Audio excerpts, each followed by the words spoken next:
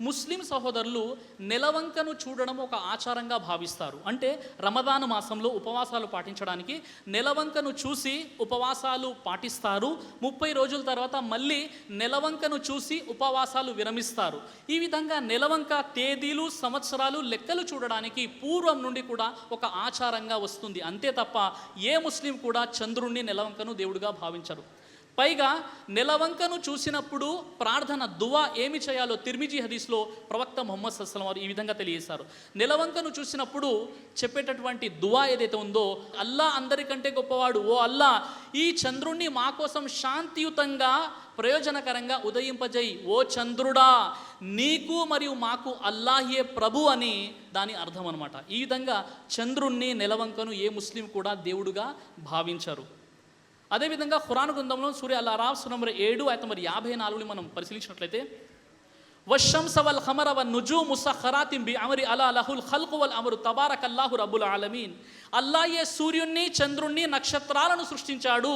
అవన్నీ ఆయన ఆజ్ఞకు కట్టుబడి ఉన్నాయి. తెలుసుకోండి, సృష్టి ఆయనదే, దానిపై ఆధిపత్యము ఆయనదే.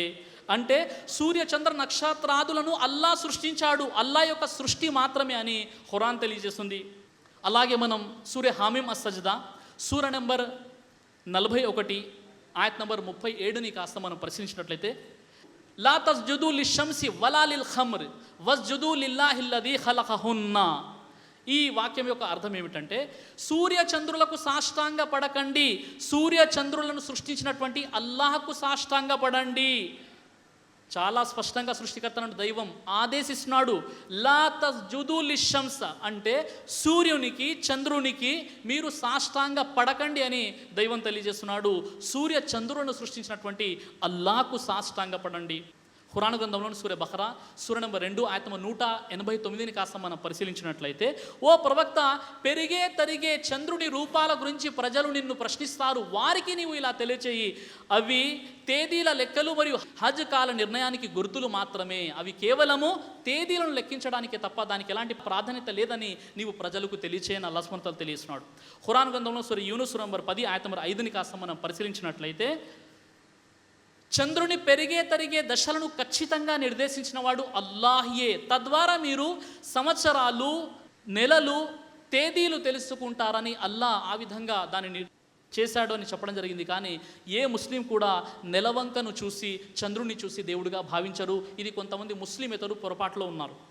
మహాప్రవక్త ముహమ్మద్ సల్లల్లాహు అలైహి వసల్లం వారి యొక్క కుమారుడు హజరత్ ఇబ్రాహీం చనిపోయినప్పుడు యాదృచ్ఛికంగానే సూర్యగ్రహణం పట్టింది. ఈ విషయాన్ని చూసి కొంతమంది సహబాలు, ప్రవక్త వారి శిష్యులు ఏమన్నారంటే, ముహమ్మద్ సల్లల్లాహు అలైహి వసల్లం వారి కుమారుడి మరణానికి సూర్యుడు సైతం సంతాపం వ్యక్తం చేస్తున్నాడు అని అన్నారు. ఈ విషయాన్ని ప్రవక్త ముహమ్మద్ సల్లల్లాహు అలైహి వసల్లం వారు ఖండించారు, వారించారు. ప్రవక్త ముహమ్మద్ సల్లల్లాహు అలైహి వసల్లం ఏం చెప్పారంటే, నా కుమారుడు ఇబ్రాహీం మరణానికి సూర్యగ్రహణానికి ఎలాంటి సంబంధం లేదని 2 రకాతు నమాజ్ చేసి ప్రవక్త ముహమ్మద్ సల్లల్లాహు అలైహి వసల్లం వారు ప్రసంగించారు. మొట్టమొదటిగా అల్లాను స్తుతించారు. ఆ తర్వాత ఒకరి మరణాలతో సూర్యచంద్రులకు గ్రహణాలు పట్టవు, మీరు గ్రహణం పట్టినప్పుడు అల్లాను స్తుతించండి, నమాజ్ చేయండి, దాన ధర్మాలు చేయండి అని ప్రవక్త ముహమ్మద్ సల్లల్లాహు అలైహి వసల్లం వారు తెలియజేశారు. కాబట్టి సోదర మహాశైలారా, ఏ ముస్లిం కూడా నెలవంకను, చంద్రుణ్ణి దేవుడిగా భావించరు.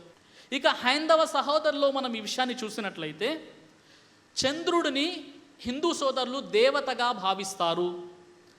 అలాగే పౌర్ణమి రోజు చంద్రుడిని చూడడం మేలుగా భావిస్తారు, చవితి రోజు చంద్రుడిని చూడడం కీడుగా భావిస్తారు.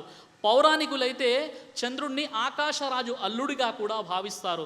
ముస్లింలు ఎవరు అల్లుడుగా, మామగా ఎవరు భావించరు, కేవలం అల్లా యొక్క సృష్టిగా మాత్రమే భావిస్తారు. కాబట్టి ఎవరైతే నెలవంకను ముస్లింలు దేవుడిగా భావిస్తారని, నెలవంకను కూడా పూజిస్తారని ఎవరైతే అపోహలో ఉన్నారో, ఈ అపోహ దూరం చేసుకుంటారని నేను ఆశిస్తున్నాను.